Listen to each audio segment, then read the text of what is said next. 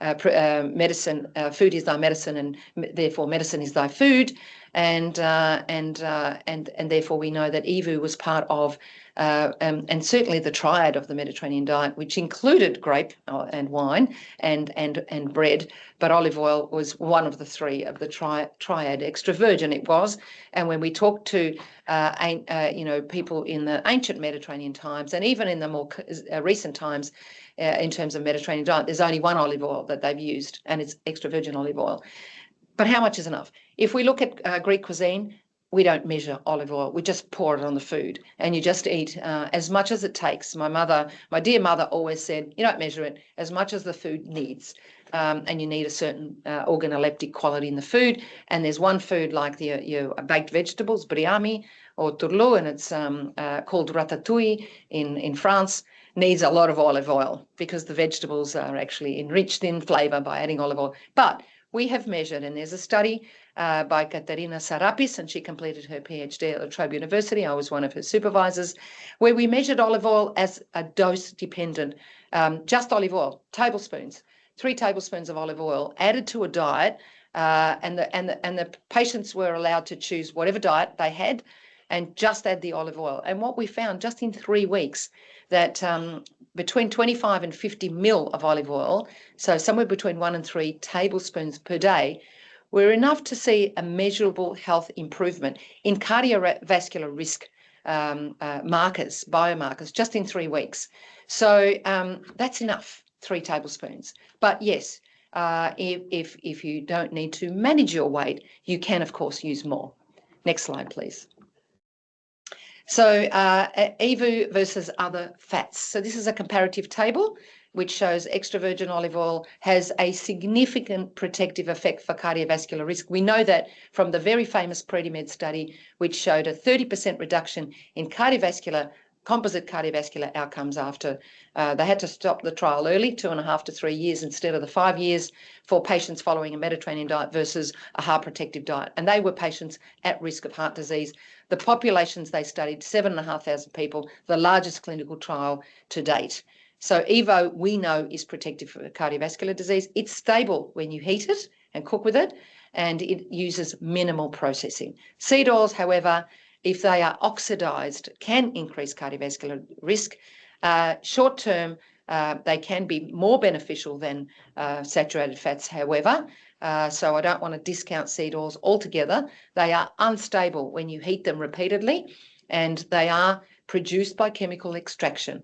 And butter is rich in saturated fat. It is stable in heating. It has a lot of organoleptic properties, as we know, and it is a natural fat source, so there's lots of positives there, but it has a less protective effect for cardiovascular disease. Next slide, please. So clinical applications for extra virgin olive oil. When I started my research, there were critics through my clinical networks that said the Mediterranean diet is a high-fat diet. It leads to obesity. It's therefore not good for heart disease. We should not include it in clinical guidelines. Now, the Americans, the Europeans, the Australians all include Mediterranean diet, which includes extra virgin olive oil as a key principle or key ingredient, staple ingredient, as part of the clinical guidelines. So the important next step, though, is to include extra virgin olive oil as an important added fat in clinical guidelines.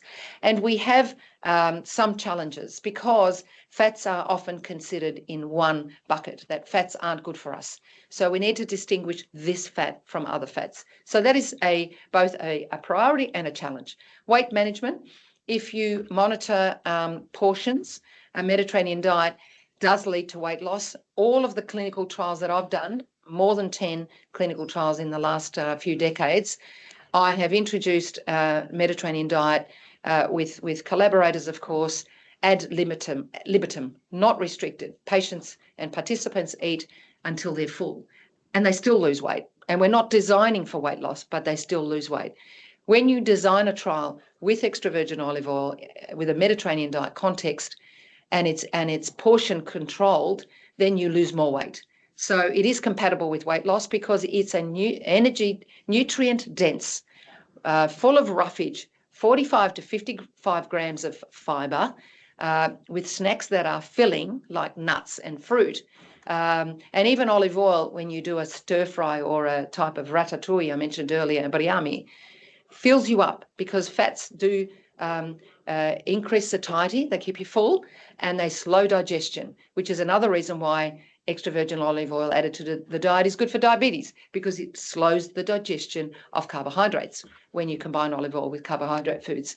And institutional use, I'll leave that to the next speaker. Next slide, please. So cooking with olive oil.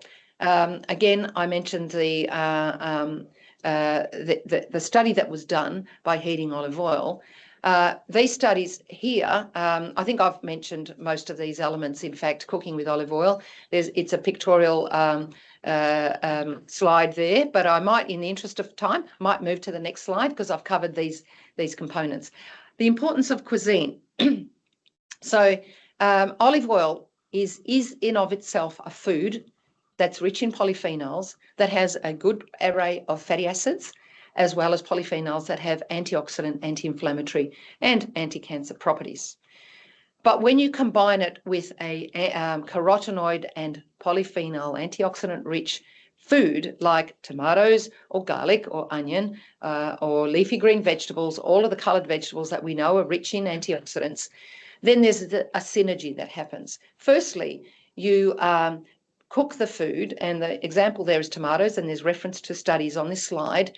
And when you cook tomatoes in olive oil, you break down the cell wall of the tomato cell, you release the carotenoids, lycopene in this case, into the food. And when it's combined with olive oil, the absorption into the body is higher because many of these polyphenols and carotenoids in this case are fat soluble. So they do need a fat to be absorbed to a higher extent in the body. So olive oil compared to an antioxidant rich ingredient or dish means that you are boosting your uptake of those polyphenols. Next slide, please. So this slide highlights, I'll refer you to this paper. It's a very interesting paper using extra virgin olive oil to cook vegetables, enhances polyphenol and carotenoid extractability. So I've talked about the process of heat extracting lycopene from tomatoes because of the heat. So what we see in this study is that when you cook with olive oil, and the example here is sofrito, and in Greek we call it the salsa, or it's the base that you start a casserole with. And having casseroles and wet foods is much healthier than dry foods where you haven't got all of those nice ingredients. So sofrito includes celery and carrot and onions and garlic and tomatoes and herbs and olive oil. That's the key ingredient for Italian, for Spanish, for Greek, and across the Mediterranean.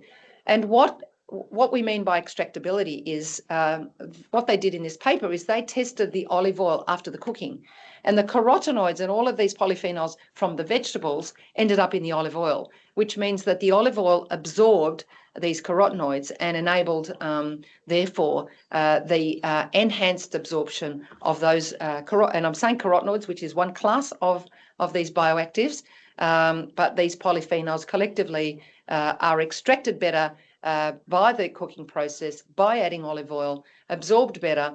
And there is another element to these studies, and what we see is that there are other forms of polyphenols that are produced by the cooking process that we haven't even identified yet. So there are peaks in various analyses that have been done which show the opportunity, the potential for other polyphenols with antioxidant properties that have been generated through this process that are still to be identified. So it's very exciting research. Next slide, please. So the key takeaways, and this is the last slide. There is a little bit of a toolkit at the end, which I can go through if there's time, but extra virgin olive oil isn't just a fat. It should be your main added fat in your diet, and that's the one change that anyone can make to improve their diet quality. And it's the easiest, really. It's a functional food because it's a food in and of itself with proven therapeutic compounds. There are dose-dependent effects, as we've seen in the study by Katerina Sarapis, which shows that, if you eat up to 3 tablespoons a day, you can have a clinical effect in 3 weeks. and then encouraging that regular incorporation of EVOO into meals optimizes the antioxidant, those anti-inflammatory nutrients from the meal to be absorbed in the body through the medium of extra virgin olive oil. So the next few slides, maybe just to show that I've got them here for. We won't go through. It's the toolkit, and maybe just one element. The next one, just to show. And this is a picture of the Mediterranean. The new Mediterranean diet pyramid, which is the sustainable pyramid, is probably the only pyramid around the world that has fats. And you'll see the olive oil jug right at the bottom. You eat extra virgin olive oil every day. It doesn't appear at the top or right at the side. It is right in the middle to be part of your everyday diet. There are lots of other messages on that slide, but in the interest of time, I'll leave it there. So thank you very much, and thank you for your patience while we got ourselves set up with the slides. And I'm now delighted to hand over to our expert in the kitchen, Tom Hitchcock, to tell us, well, how do we use this wonderful ingredient? Thank you so much. I appreciate it. Not too sure if I'm now. We need to take the slide off. But I'm just going to be talking to you guys basically just one-on-one, not really with anything on the background. But essentially, what I'm going to do for you today, I'm going to go through what I do with it in the kitchen, essentially how I select my extra virgin olive oil, and generally the idea behind it, and a lot of this myth busting to get out of the way, really, because a lot of this is all probably like 40-year-old data that we used to have that's come in and flooded our market, particularly an Australian market, of what's true and what's false with extra virgin olive oil. But as the start, as you guys heard, I'm Tom Hitchcock. I'm the head chef at the Spirit House. I won Queensland Chef of the Year in 2022, and then also for the first Queenslander to win Australian Chef of the Year the following year, 2023. And as you guys know, or some of you might know, Spirit House, it's Asian fine dining. So I specialize in Southeast Asian cuisine. And it's very odd for most people to come see me and be like, tell me about extra virgin olive oil, Tom. Well, you guys enough, like I do a lot of research on whatever comes my way. And funny enough, extra virgin olive oil is something I actually use a lot at home, not just in my restaurant. So let's start off with selecting your extra virgin olive oil. When it comes to selection of extra virgin olive oil, there's probably like three main containers I actually find on the market. You have your glass bottles, you have your tins, and then you have your flasks in the cardboard box, in the bags. Now, for me personally, I always gravitate towards the flasks in the bag. One purely reason is because of oxidization. Oxidization in the bag, you actually reduce it dramatically because there's no air that goes into the bag. The air being the olive oil being exposed to air is the fastest way for oxidization, obviously in the name, oxidization.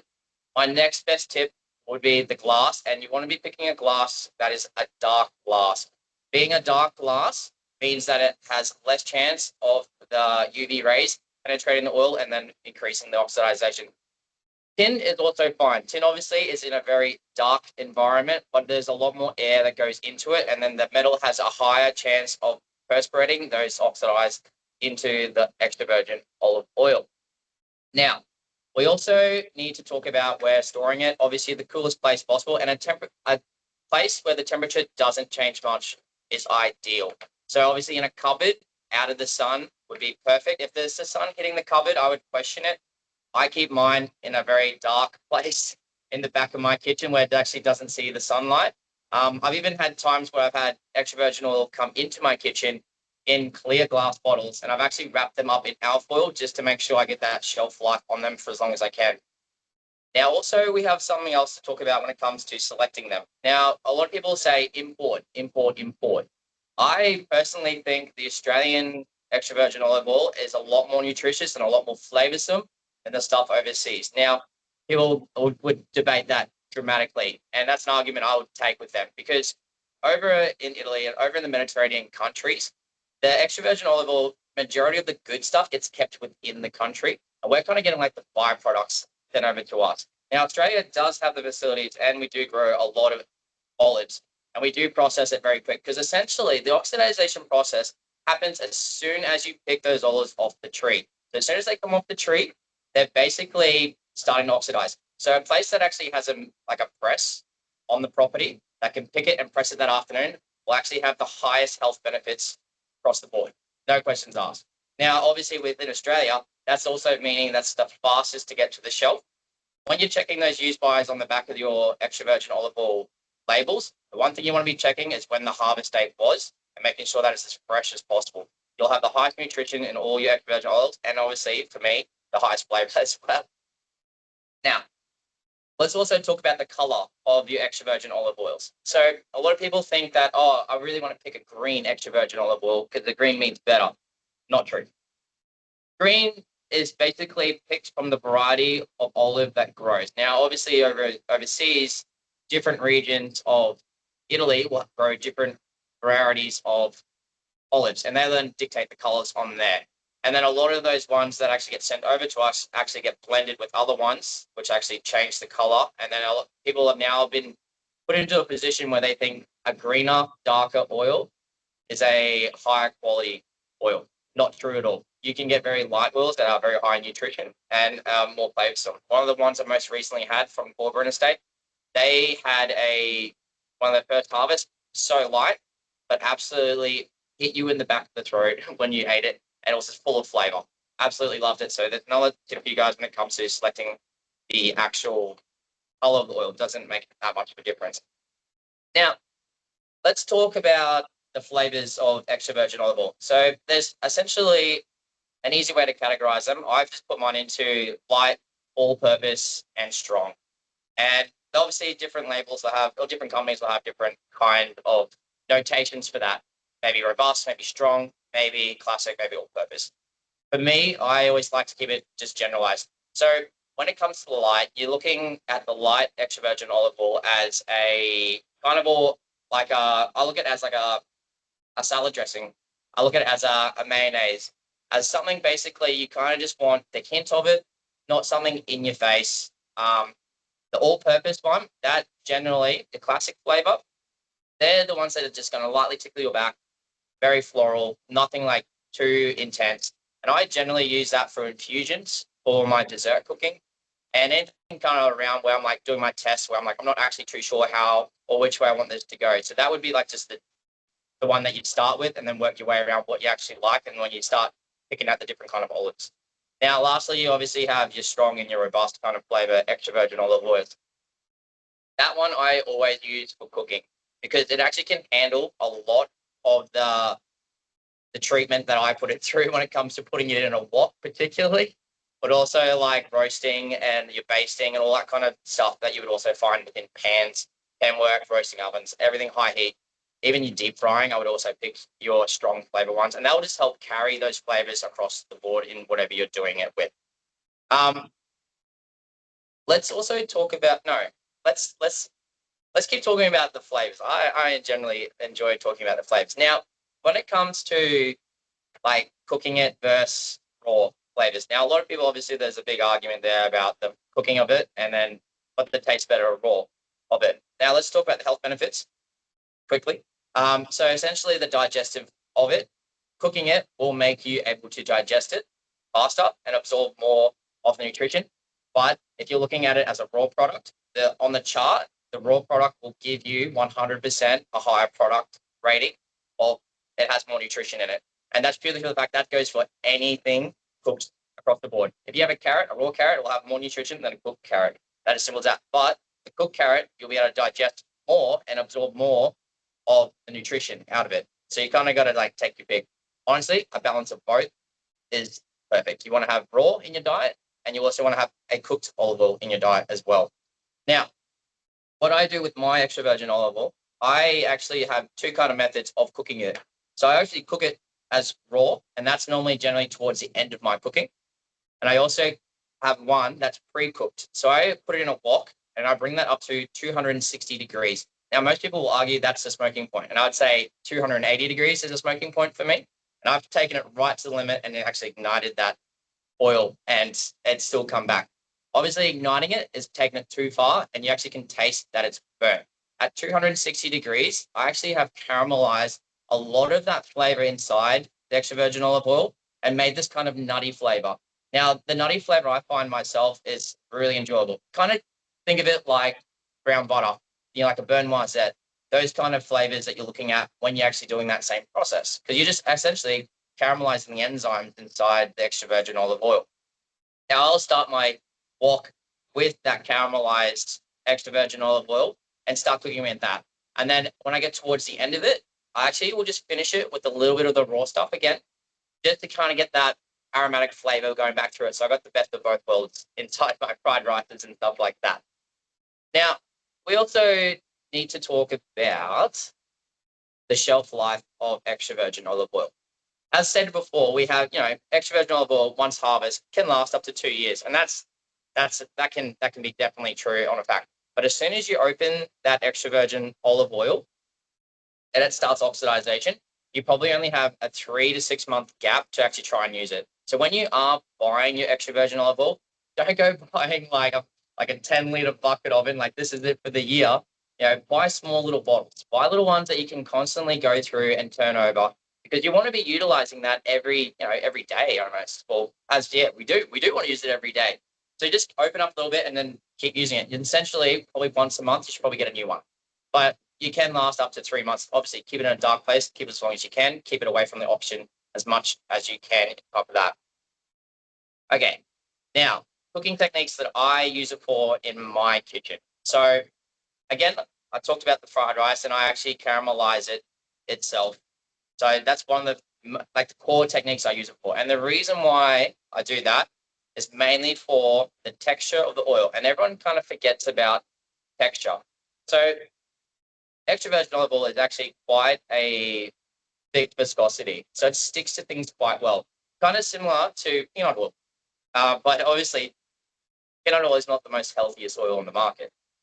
When it comes to that, when I make my fried rice, it actually coats the rice better. And also, you don't get left with this oily mouthfeel after you eat it. You actually feel quite good. It doesn't feel as heavy. It's a very light kind of feeling when you're actually eating through it. And obviously, sticking to the rice is a main component of actually why most people use peanut oil for their fried rice, because you want the oil to stick to the rice so that it doesn't stick to the wok. I also used it in all my preserves. So that's obviously going down like preserved mushrooms, obviously they preserve olives in it and tomatoes, everything you want to know, you can preserve in it. So all the antioxidants that are inside and your polyphenols that are inside your olive oil. So if you're looking at just holding something for a while, throw it in some olive oil, and then obviously those ingredients start absorbing it. When you sun dry it, it gets it even obviously more in there. So easy way to do it. Now let's talk about desserts. Most people are pretty scared when it comes to extra virgin olive oil and desserts. Now, after all my tests that I've run, I've found that as a substitute for butter, 80% of the rate of a recipe that you have butter. So 80 grams of, let's make it easier, easy math. 100 grams of butter, 80% of that you can change for extra virgin olive oil. So I'll go 80 grams of extra virgin olive oil to 100 grams of butter as a ratio that I can swap out for. And everything I've tested, from tuiles to cakes to creme mousse to custards, they've all worked because of this simple ratio. Obviously, you can go up and down based on that, and that'll change the texture of what you're cooking. But I found like the general like snappiness or the moisture of a cake, they've been very replicable with that 80% rule. And essentially, when you're going to pick your olive oil up, I actually don't just stick to the classic. I actually go between all three depending on what I'm doing. Because with desserts, there's quite a large range of things you want to do. When you're doing something with like strawberries, I find the stronger ones better because they get that pepperiness to go with it. But when you're doing something like citrus, that all-purpose, not something that's too high and something that's too low on the flavor, that citrus really can carry its own in amongst it, and you can still taste that extra virgin olive oil. And then obviously when you have those really delicate kind of flavors, like your creams and all those kind of like light ingredients, like vanilla, that's when you're looking at your like light flavor, extra virgin olive oil, and incorporating that in there. So it's an easy way to like incorporate into dessert. I honestly wouldn't even be surprised if you just substitute that straight for like sugar syrup. Like it's just like something you just drizzle on top of your apples, and it's like easy to eat. Something as simple as that, and you can get the extra virgin olive oil into your diet without much thinking about fruit salads, everything like that works. Simple as that. On top of frosting, if you're really into that. The best thing I've made with dessert wise is an extra virgin olive oil sorbet. And it is just like to die for. I love it so much. But you're gonna have to message me directly for that recipe. I think that's everything on my end that I'd like to cover. But essentially, like when it comes to eating it, there's no real restriction. And as you guys can see with my kind of cooking with fried rice, stir fries, I mean, like curry sauces, for instance, like I can use it in. Like it's amazing. Like there's so many different ways you can use it, and it's not just a matter of fact of just like pouring on top when you finish. I start with it, and I also finish with it. You can pick it wherever way you want. And as we said before, you know, there's not exact amount you need it. It's what the food needs is how much you put on it, and you need a balance of cooked extra virgin olive oil and a balance of raw extra virgin olive oil to actually get that full absorption of both ends of the spectrums, depending on how your digestive system is. But thank you guys for having me, and I'm actually really looking forward to seeing what kind of questions you guys come up with and what we get from it. Thank you, Tom, and thank you, Catherine, as well, so much for your insights so far. And yeah, any questions that you've got, just add them into the Q&A box that's showing up on your screen. Before we jump into that, though, I do just want to pass over to Jasmine Diamantaris. She's going to talk through the latest ebook that we've just launched today at the Olive Wellness Institute, all about culinary nutrition. So the perfect combination of what we've been discussing today of the health and cooking aspects of extra virgin olive oil. So Jasmine is an accredited practicing dietitian, and she's our nutrition coordinator here at the Olive Wellness Institute. So much of the emails and the website content that you see from us is from Jasmine. She's a wealth of knowledge, and I can't wait to hear what she's got today. So over to you, Jasmine. Thank you, Sarah. I just want to check that you can see my presentation. Is that coming up? Perfect. We just want to make it full screen, Jazz, and we'll be good to go. All right. I'm really excited to be introducing our latest resource with you guys. So it's our newest e-booklet, and it's called A Beginner's Guide to Culinary Nutrition. So basically, the booklet focuses on teaching you how to build balanced meals and introducing patients to culinary nutrition with extra virgin olive oil. So as we've kind of covered through the rest of this presentation, extra virgin olive oil has many health benefits, but also a lot of culinary versatility, which makes it a really great medium for teaching simple culinary nutrition lessons to patients that are new to it or maybe don't have very good food literacy skills. So whether you're educating patients on Mediterranean-style dietary advice or eating more healthy fats, vegetables, or legumes, or even myth-busting that you can't cook with EVOO, this resource may be really beneficial.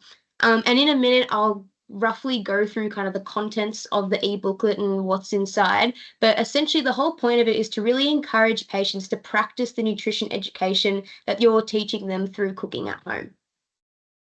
So there's two main parts of the booklet. The first one is like 6 practical tips for building balanced meals based on the Mediterranean diet, dietary research that we have at the moment. So I've just got a little example on the right here of one of the tips. And it essentially just kind of breaks down that research into some more clearer points that may be better understood. And so the next part of the booklet is like 6 culinary nutrition lessons that use extra virgin olive oil, such as like marinating or sauteing, or sorry, not sauteing, caramelizing or shallow frying. And each one of those lessons has like a simple recipe attached to it to help people practice those lessons at home. So here's just 2 examples I've kind of pulled from the booklet. This diagram on the left kind of unpacks some of the stuff that Tom was talking about and just further educating people on the different types of extra virgin olive oil and really encouraging them to kind of get to know their ingredients and have a bit more fun with it. So moving on to the culinary nutrition lesson part of the booklet, there were 2 sort of schools of thought that we had when we were creating it. And the first was to make these lessons really nice and simple, but also showcase EVOO's versatility. So as Catherine discussed earlier, you need about 25 to 50 milliliters of extra virgin olive oil a day to really see those kind of health benefits that we look for in the literature. And so by creating a few more diverse and like showcasing the versatility of extra virgin olive oil, we hope that this booklet provides more practical and engaging kind of tips for people to practice at home and help bring those interventions to life. So here's another little example of how the booklet works. So as you see on the left page, we've got the nice little breakdown of the lesson, really going into the nitty gritty of what to be looking for, what to be noticing, and how to have a bit of fun with the flavors you're making. And then on the right, we've got the actual recipe that uses that method. And it's basically a method of them practicing what they've learned on the previous page. So that's it from me, just a quick little run through of our latest resource. Like all of our resources on the Olive Wellness Institute website, they're available for free. You can usually find them in the resources tab, or even just type in their name on our little search function. And as always, if you'd like any of our resources as a hard copy, feel free to send us an email and we'd love to share them with you. Mail them to you. Thank you. Thank you so much, Jasmine. I can confirm a lot of hours have gone into creating the ebook that Jasmine was discussing, the culinary booklet. So we hope that you enjoy. We will send that out in the email afterwards as well. So I will we'll go on to the Q&A now. So I'll get Tom and Catherine to jump back on. And thank you so much for the questions that have come through so far. So let's start with, there's a few requests for the recipe, Tom. Everyone wants to hear about your gelato, which I would also agree with. That sounded great. Well, I actually don't have it written down in front of me, and I have so many recipes sitting here on the top of my head. I'm like, oh man, I can't say it right now because I don't remember it, to be honest. I have to go through my laptop and bring it back up. But I'll 100% get that through. It's an amazing recipe. I've seen, I think it's a bit of a TikTok or a social media trend, just putting plain extra virgin olive oil on vanilla ice cream, but incorporating the extra virgin olive oil into a gelato sounds amazing. So that sounds like a great recipe. An easy way to get a dessert that you love and also have the health benefits of extra virgin olive oil. I just sit there and just eat it like, at the top in front of the TV. Perfect. So first question we've got coming through. Hi, Tom. For cooking with robust extra virgin olive oils, what would you use if you don't want the strong EVOO taste, where you want the other ingredients to be the hero flavour? Oh, yeah. So you're using the robust. I would pick one of the lighter ones, because I know the Corporate Estates do the classic version, which is definitely like the lighter side of it, because the robust kind of really hit you in the back of the throat. I've done some cooking at home where I've done some like chili cooking and some peanut cooking, and I've put the robust in it, and it's kind of just like overpowered everything itself. So I think particularly you need to either cook the oil like I normally do and like bring it up to 260 and cook a little bit of that flavor out, and then you can start again with cooking it without actually adding that extra flavor. Because I find that sometimes that extra virgin olive oil can change, like particularly with soy kind of dishes, they'll just overpower everything. So you just want to either cook it out or pick a lighter one. That'd be my suggestion. I think, yeah, it's that versatility of having a light flavoured extra virgin olive oil for some uses and then the robust for other uses. So having a bit of everything in your pantry can definitely be helpful in that regard for the different flavour pairings and, depending on the usage. Someone just wanted to, another one for you, Tom. Can you repeat the tip for replacing butter in desserts or baking? Was it every 100 grams of butter, use 80 ml of EVOO? I think that was correct. Can you confirm? That was correct, 80%. So in my recipe cards there, I have a little notation on the side with a bracket of 100 to 80. So 100 grams of butter is equal to 80 grams of extra virgin olive oil. And that's like all my cake recipes, all just straight transfer. Don't have to do any messing around. Wheels, everything like that. Cremus, everything is just like a straight up substitute. Really simple and great flavor. Still taste it. So you got to, honestly, the probably hardest thing is like when you're working with chocolate, stuff like that, making sure you balance out your extra virgin olive oil so you can taste it, but yet you don't overpower the chocolate, because you still want to showcase the ingredient you're working with. Perfect. Thank you. Catherine, this one is probably a good one for you. Is light extra virgin olive oil more processed, and does it have a lower polyphenol count? You are on mute, just if you're able to. Right now. There we go. Yeah, perfect. Okay. Well, it does depend, because if it is extra virgin olive oil and it's light, and Tom, you described the different range of oils through Cobram Estate, with the 1 drop versus the 3. If it's EVOO and light, it's the variety, and it still is rich in polyphenols. So that is a choice to make for certain dishes, and palatability is really key here, because one of the early problems with implementing a Mediterranean diet with olive oil in my work some decades ago was, I don't like the greasy, I don't like the overpowering taste. So in that respect, if it's extra virgin and light, it's still rich in polyphenols. But some other oils, just pure olive oil light, will be processed. So again, make sure you read the label And in terms of, I mean, my talk was around the polyphenols and the strong tasting ones. Yes, the combination of oils you use is important because you will get a higher polyphenol count from those oils that do have those stronger flavour components. So on salads, why not use something like that where you need to lift, the flavour of some of the foods, particularly legumes. And Tom, you'd agree, legumes need, they need to Yeah, they need a bit of love. Yeah, they need love. They need love, and some broccoli and cauliflower, absolutely. But so the combination of oils to get the health benefits as well as being able to incorporate it. But if you stick to EVOO, then you're fine. Yeah, there's a lot of confusion on the supermarket shelves, especially here in Australia, of light and pure olive oil that is actually often refined versus light flavoured extra virgin olive oil. So that's something that we get all the time here at I know. Yeah. Glad we can keep busting that myth. Absolutely. And, read the labels and, stick to extra virgin olive oil. And then you start to build a trust, right? Yeah, absolutely. Yeah. Just another one for you, Catherine. Do the antioxidants and health benefits in EVOO reduce once it's heated? There is loss. And I think, Tom, in the cooking you mentioned, we get nutrient loss with every cooking process, with every food. However, with extra virgin olive oil, because you're starting with a stronger composition or content of polyphenols, even though you might lose some in the cooking, you've still got a decent dose at the end of the cooking. So yes, there is loss, and you need to protect your olive oil, as you've described, Tom, in the dark, away from oxygen and heat. When you cook with it, you're going to get a little bit of loss. But if you start with a good product, you're going to lose a little bit from a good product rather than start with a low content from the get-go. I guess that's the message. Perfect. One more for you, Tom. If you wanted complete dairy-free, no butter recipe, what would you use instead of the 20% of butter? Completely dairy-free. Well, it depends on the dish, really. It's so many. When it comes to desserts, it's really a science. There's like so many different aspects you need to take in consideration.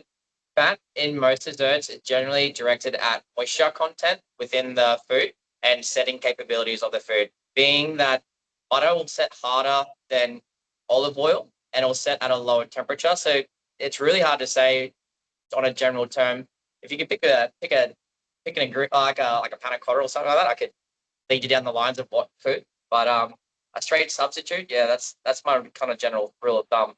But if you're just doing like general cakes and stuff like that, and you want to know, no dairy at all? Yeah, correct. Yeah. You can also look at nut milks and stuff like that as well. That's an easy swap out if you want to take out the cream, because there's also all that kind of stuff in there, top of it. But you still want to keep it moist, and obviously, yeah, your nut milk will easily keep that happy hunky-dory. Nuts are definitely the number one dietary substitute when it comes to dairy-free. But obviously, when it goes to gluten-free, dairy-free, nut-free, yeah, we're getting tricky now. One more for you, Tom, if it just wants to look. In the beginning, you mentioned that smoke point is a culinary term. Can you elaborate on this, please? Yes. So smoking point basically means the part just before it ignites on fire. And so once it ignites on fire, that's bad. That's now you've turned it carcinogenic and you can't ingest this. And that's obviously bad. But that also, when we talk about it within oils and fats, smoking point is not a bad thing, because we bring butter to smoking point. That just means before ignition. So there's different smoke points for different oils. Once it lights on fire, it goes in the bin. Anything that lights on fire, whatever oil it is, whatever fat it is now carcinogenic. People always talk about carcinogenic with extra virgin olive oil. It's the carcinogenic. That's why you can't cook with it. Generally, when it comes to any oil, anything that lights on fire needs to be thrown in the bin straight away. That's it, yeah. Smoking point. Yeah, smoke point could be, I guess, the way we always describe it is that smoke point isn't the best indicator of cooking suitability, as Catherine went through based on the paper. There's been some research done. So it's always about the fat profile and the antioxidant content over smoke point. But yes, definitely let's try and avoid any oils catching on fire, especially in your kitchens. I do have one thing for everyone though, that actually that they'll actually see this when they cook with it. So they'll notice that the color of the oil will change as the heat goes up. So even when you're cooking with other oils, your oil will go clearer the hotter it gets. So once it hits clear, you're basically at smoking point. Just for everyone to clarify. Anything that, so your olive oil would just come completely like, it'll look like every other oil in the world. Just so everyone knows. And once it's brown, it's probably burnt and you'll taste it. Perfect. We are right on 1 o'clock. There is a few other questions, but feel free to email across if there's anything further that anyone would like to discuss. So thank you all for joining us today. We're so appreciative of your time and also your support of the Olive Wellness Institute. We will be sending out an email later this afternoon or before the end of the week with a copy of the recording and also a link to the new ebook that Jasmine spoke through as well. So thank you so much to Tom, Catherine and Jasmine for speaking with us today. And to everyone that joined us, please enjoy the rest of your day and reach out to us anytime via email or on our social media or through our website if you have questions or feedback. We do have some other webinars coming up soon that we'll be releasing and discussing soon. So stay tuned and we look forward to having you join us again another time. So thank you, everyone. Thank you, Sarah, Jasmine, Tom. Thank you guys. Appreciate it. Thank you. Bye.